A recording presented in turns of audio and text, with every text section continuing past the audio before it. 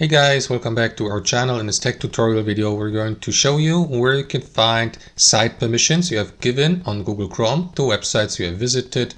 For example, permissions to access your camera or to your microphone, for instance, via Google Chrome, to use these via Google Chrome on the given website.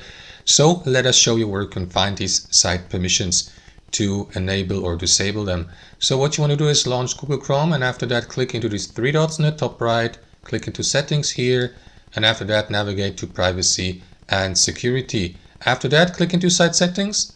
From there guys, navigate to permissions, expand that menu if you like here under additional permissions, and simply access the feature or function you would like to check the site permissions for. Like as previously mentioned, let us check the microphone permissions. Click into it, and here guys you will see a list of all websites and applications via Google Chrome that have been given the permission to access your microphone.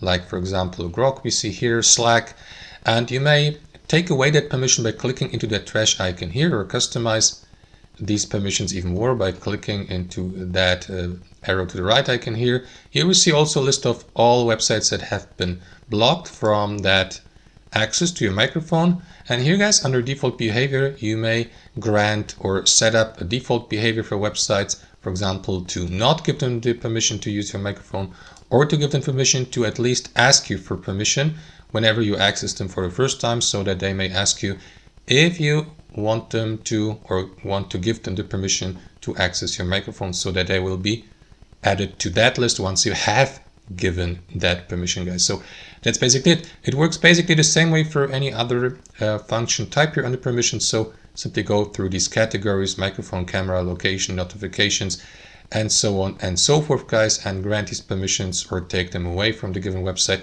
And that's how you view site permissions on Google Chrome in 2025. Thanks for watching. Hope you enjoyed this video, got some value from it, and we catch you later.